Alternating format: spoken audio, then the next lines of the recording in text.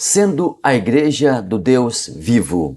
Hoje nós vamos trabalhar mais uma lição da nossa revista Lições Bíblicas, o guia de estudos publicado pela Casa Publicadora das Assembleias de Deus. Nós estamos chegando ao final do nosso terceiro trimestre de 2023. Já estamos quase nos despedindo desta publicação maravilhosa que foi a revista Lições Bíblicas, o guia de estudos que a CPAD traz para nós, e estivemos na companhia do pastor Douglas Batista, que nos ajudou a entender temas extremamente importantes e sensíveis. E nós reputamos ao Senhor toda honra, todo louvor e toda glória por tudo o que aprendemos aqui, e também agradecemos a Deus pela vida do pastor Douglas Batista, que nos conduziu em um trimestre maravilhoso. E ainda temos mais uma lição. Semana que vem tem a lição 13, mas hoje nós vamos mais uma vez trabalhar sobre como a igreja está lidando, como a igreja ela está reagindo. Nas lições de 1 a 9, nós aqui tivemos a apresentação da conceitualização, as vertentes e também do modo operante do chamado Espírito da Babilônia, que já está circulando pelo mundo através de vários aspectos de atuação. A partir da lição número 10, nós estamos estudando o posicionamento da igreja a todos esses conceitos contrários à palavra de Deus. Vamos juntos? Graça e paz, seja muito bem-vindo, seja muito bem-vinda. Meu nome é Alex Paulo. Nosso objetivo aqui no canal Ensino Palestra, onde você está, é trabalharmos, é estudarmos a palavra de Deus. Trabalharmos com o estudo sistemático das Sagradas Escrituras. E chegamos à 12ª lição, sendo a igreja do Deus vivo. O nosso texto áureo: grande é este mistério, digo-o, porém, a respeito de Cristo e da igreja. Efésios capítulo 5, versículo 32, a verdade prática, que é o resumo da lição. A noiva de Cristo não pode ser mundana, pois ela é a guardiã da verdade revelada, e suas vestes devem se manter imaculadas para as bodas do Cordeiro. A nossa leitura bíblica em classe está na primeira carta de Paulo a Timóteo, capítulo 3, versículos 14 ao 16. Depois nós vamos em Efésios, capítulo 5, versículos 25 ao 27 e ainda o versículo 32. Eu vou ler o primeiro versículo da nossa leitura bíblica em classe e também o último versículo. Escrevo-te estas coisas, esperando ir ver-te depressa. Grande é este mistério, digo, porém, a respeito de Cristo e da igreja.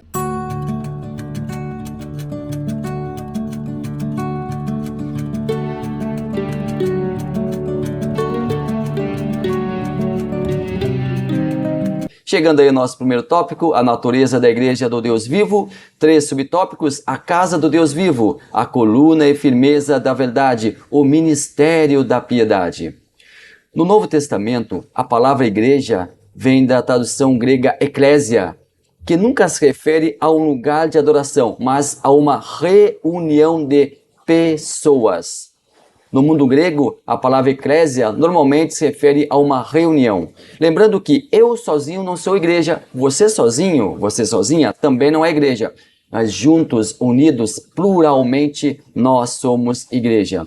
Segundo o direito canônico, uma igreja é um edifício sagrado dedicado ao culto divino, principalmente para que possa ser usado por todos os fiéis para o exercício público do culto. A palavra igreja, em inglês church, em alemão Kirche, origina-se do termo grego kraikon, que significa casa do Senhor. Nós temos aqui a palavra piedade, o ministério da piedade. Piedade é a compaixão pelo semelhante, é ter misericórdia do semelhante. Ser piedoso, ser piedosa é colocar-se no lugar da pessoa que passa por problemas, por dificuldades, por qualquer situação problemática. Ser piedoso, ser piedosa é ser altruísta, pensar no próximo, tentar amenizar as suas dores. Um exemplo prático. Aqui no Rio Grande do Sul nós estamos enfrentando muita chuva e o barulho que você pode estar ouvindo ao fundo é da chuva, que é muito gostoso quando se está abrigado, quando se está protegido, quando se está acolhido. Mas também é muito triste saber que muitas pessoas aqui no Rio Grande do Sul foram desabrigadas, perderam suas roupas, perderam seus agasalhos, perderam suas casas, tiveram suas vidas comprometidas. Mas felizmente, um grande aparato de pessoas solidárias está ajudando, está amenizando, está trabalhando incessantemente, incansavelmente, um grande exército para amenizar a dor e o sofrimento das pessoas. Isto é piedade. Piedade não é ter pena. Pena é um sentimento, vamos conceitualizar, um sentimento pouco, um sentimento menor, um sentimento inferior, para ficarmos apenas nesses adjetivos. Agora, piedade é você colocar-se no lugar da pessoa.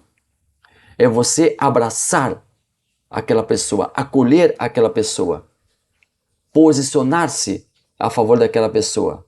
Mais do que isso, tentar de alguma forma amenizar o sofrimento da pessoa. E nós estamos fazendo aqui no Sul, e as igrejas estão fazendo aqui, estão fazendo a sua parte, levando alimentos, roupas, agasalhos, enfim, contribuindo de alguma forma para aliviar o sofrimento vivido por essas pessoas que estão em estado de vulnerabilidade. Diga de passagem, não são somente igrejas, são outras também instituições, são pessoas físicas, são várias frentes de trabalho para ajudar as pessoas. Isto é piedade. Isto é ser piedoso, ser amoroso, ser benigno, querer o bem do próximo. E o ministério da piedade é um dos ministérios mais importantes da igreja, porque a igreja está aqui para fazer a diferença na vida das pessoas. E nós, como igreja, no sentido de que nós somos adoradores de Deus, nós cultuamos a Deus e também nós ajudamos os demais filhos de Deus, para que eles também possam ter um acalento, possam também ter algo que os sustente em momentos de aflição. Lembre-se, a mão que hoje acolhe, a mão que hoje protege, a mão que hoje oferece ajuda, um dia ela poderá precisar da ajuda. Por isso é bom nós sempre termos isso em mente. Nós estamos confortáveis, estamos bem, mas nunca sabemos o dia de amanhã. Mas confiantes em Deus, nós sabemos que nós temos uma igreja piedosa, que também nos acolherá, se houver essa necessidade. Chegamos ao segundo ponto, Cristo e o relacionamento com a igreja. Santificação e pureza, gloriosa e irrepreensível é o segundo ponto. Cristo, em sua breve estada aqui na terra, deixou patente aos olhos de todos os desígnios do Pai sobre a criação de um organismo onde as pessoas pudessem se reunir, cultuar, adorar, estar em perfeita comunhão e sintonia com o Pai. Quem constituiu a igreja, ou esse organismo vivo, foi o Pai, foi o Filho e foi o Espírito Santo. O Pai arquitetou, o Filho materializou e o Espírito Santo edificou. Pai, Filho e Espírito Santo são os responsáveis pela presença, pela existência da igreja. A casa do Senhor. Um dos títulos da igreja é Casa do Senhor. Casa no Antigo Testamento se refere ao templo, ao tabernáculo.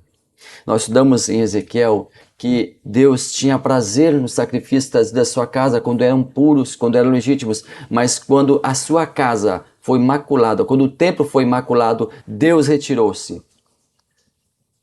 Deus quer adoração perfeita e santa. Perfeita no sentido de que ela deve ser feita exclusivamente para Ele.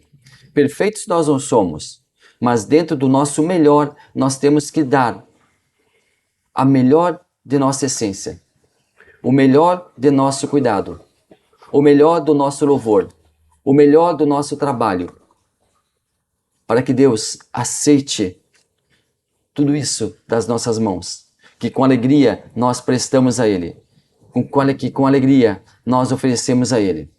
E se oferecemos de coração, Ele vai aceitar. Se oferecemos com vontade de ajudar, com vontade de contribuir para que os nossos demais irmãos também possam juntos, todos nós, oferecemos um culto, e cada culto tem um ingrediente. Tem um louvor, alguém traz louvor. Tem uma palavra, alguém traz uma palavra. Tem uma pregação, alguém leva uma pregação. Tem o apelo para que a pessoa se converta, alguém vai lá e vai, instruído, instrumentalizado pelo Espírito Santo, ajudar aquela pessoa a receber a palavra da verdade. E o Espírito Santo, ele sim, vai fazer a obra. Ele sim, vai se responsabilizar pela obra. Casa do Senhor.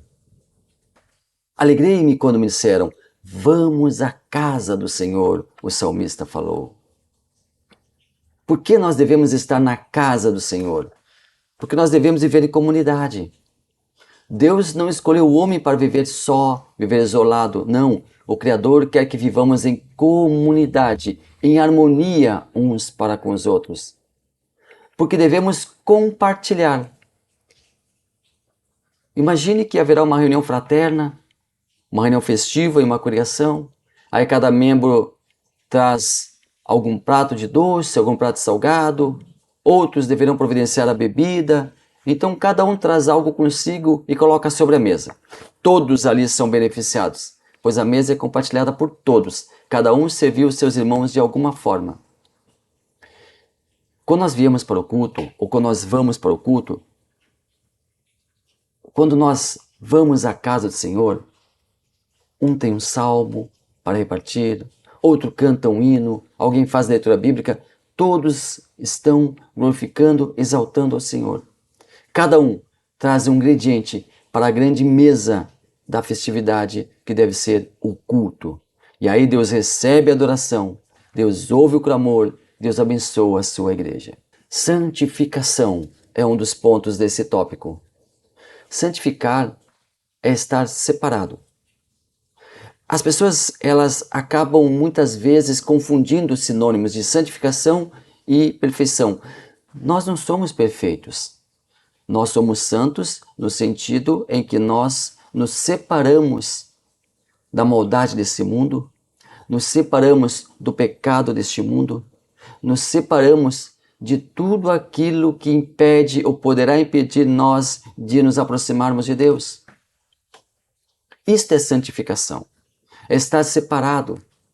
É melhorar dia após dia, mesmo com as nossas limitações, mesmo com nossos problemas que não são poucos, nós dia após dia vamos nos aperfeiçoando. Gradativamente, paulatinamente, nós estamos nos aperfeiçoando.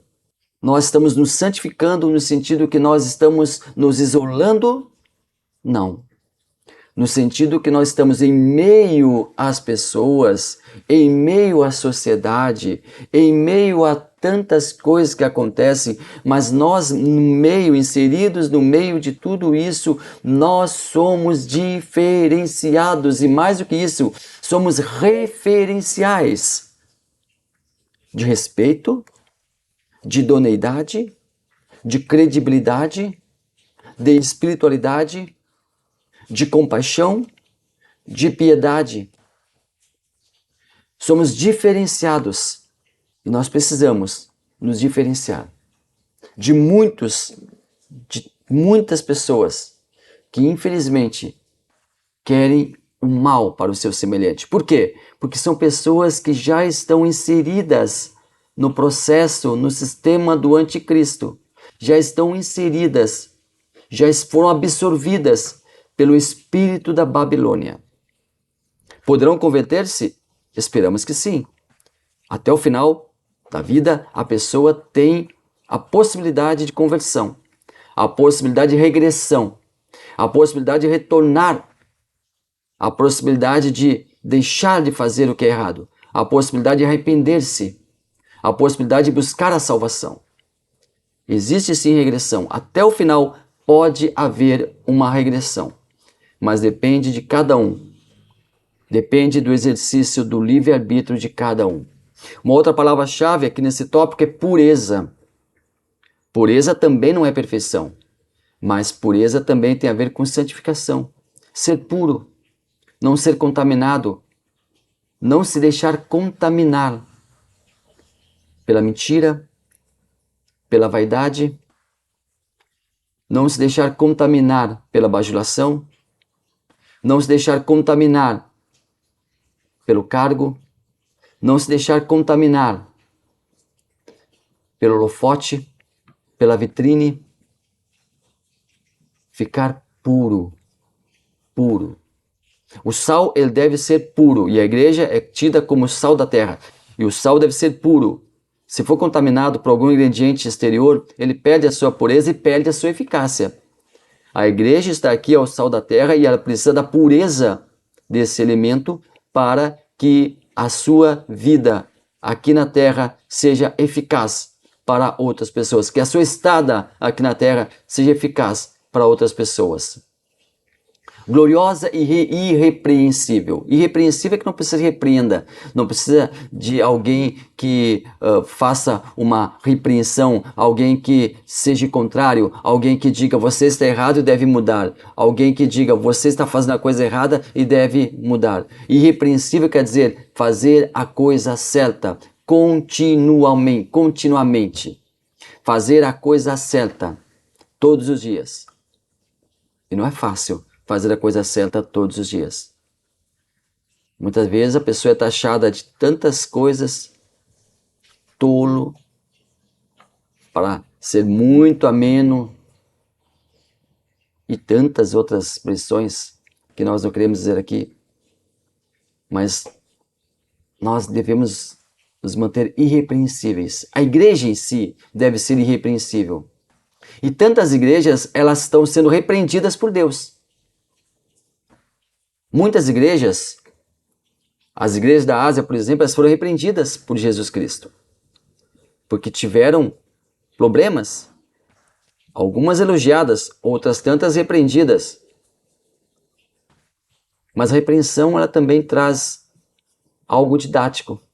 A repreensão, ela permite que a pessoa pense, reflita e mude. Que a pessoa pense, que a pessoa reflita e volte. A repreensão também é importante. Quando o pai repreende um filho, é porque quer que esse filho seja alguém útil para a sociedade, para que esse filho seja feliz. E a felicidade, ela caminha de mãos dadas com a idoneidade, com a ética, com o certo, com o correto. Por isso o pai repreende o filho, para que ele aprenda o que é certo. E a repreensão deve ser feita com amor, com ternura, porém muitas vezes de uma forma muito séria, muito convicta, mas com muita ternura, para que a criança receba o ensino, receba a verdade e, tendo essa verdade em mãos, ela continue trilhando o caminho correto. Muitas vezes nós somos repreendidos por Deus, mas quando repreendidos, nós estamos sendo alertados para que não venhamos cair. A repreensão, ela nos ajuda a insistir na verdade, a persistir na maneira correta de ser. Chegamos ao nosso terceiro tópico, as armas da igreja do Deus vivo, o zelo pela verdade e o ensino da verdade. A igreja tem muitas funções. Ser o refúgio, o refrigério para os aflitos, a porta de entrada para a salvação, o ponto de encontro daqueles que querem adorar ao Senhor, a guardiã da verdade. E aqui sobre guardiã da verdade diz respeito a uma das principais características desse organismo vivo chamado igreja. Ela é o farol. E aqui na nossa revista, na capa da nossa revista, vou pegar o livro aqui, fica mais fácil. Olha esse farol aqui. Esse farol aqui, ele vai iluminar o mar para que as embarcações elas tenham rumo. A igreja é o farol que ilumina o mar em noite escura, em noite de densas nuvens. A sua luz conduz as embarcações, a luz do farol conduz as embarcações rumo ao destino seguro. A igreja é o porto seguro para aqueles que são inconformados com este mundo. É um refúgio para as almas sedentas de carinho e atenção. Ela é a guardiã da verdade, pois não se conforma com a mentira que prospera no mundo, com a hipocrisia que assola esse mundo pós-moderno que jaz no maligno. E esse maligno luta dia a dia, incansavelmente, com todas as suas forças para minimizar a participação da igreja e desvalorizar o seu papel junto à sociedade. Na igreja, a verdade está segura, está abrigada, está protegida. A verdade da palavra de Deus, que por sua vez é a guardiã das doutrinas bíblicas, salutares e fundamentais para o povo de Deus. Sendo a igreja a guardiã da verdade, ela então irá posicionar-se, irá lutar para que essa verdade prevaleça, para que todos tenham acesso ao verdadeiro conhecimento de Deus, para que a luz do Evangelho chegue ao maior número possível de pessoas, para que o Evangelho seja pregado para o maior número possível de pessoas. E nos dias de hoje? No mundo atual, que vive um colapso social, desmandos, desgovernos, miséria, caos, violência. E a pergunta que não quer calar: onde está Deus em meio a todo esse caos? Simples. A resposta é muito simples e taxativa. No controle da situação. Sim, no controle da situação. Assistindo os maus maltratarem os bons. Vendo os homens ímpios lutando contra o sagrado. Tentando desorganizar os preceitos sagrados, contradizendo a Bíblia, tentando calar os cristãos, fazendo apologia de drogas, de sexo livre, de sexo animal, tentando mascarar, oficializar a pornografia, tentando tirar a inocência de nossas crianças, tentando legalizar a pedofilia, ridicularizando os preceitos judaicos cristãos. Onde está Deus? Gritam os bons, os sensatos, os salvos, os filhos de Deus. Onde está Deus? De novo eu respondo, Ele está, como sempre esteve, no controle da situação e não tardará a fazer justiça e aniquilar a maldade e a destronar o opressor. Deus, como nos tempos lá de Abacuque, não é um Deus passivo. Deus, como nos tempos de Abacuque, não é um Deus passivo, mas um ativo ser superior, prestes a acertar contas com a humanidade. Então, acalmemo-nos, pois nosso Redentor vive. Sim, o nosso Redentor vive e a seu tempo se levantará para derrubar o maligno. O mal será finalmente destruído. Muito obrigado a você que esteve até aqui conosco, muito obrigado pela sua companhia. Deixe seu like, deixe seu comentário, inscreva-se no nosso canal. Será um prazer muito grande ter a sua companhia aqui no canal Ensino e Palestra. Muito obrigado e que Deus abençoe maravilhosamente a sua vida.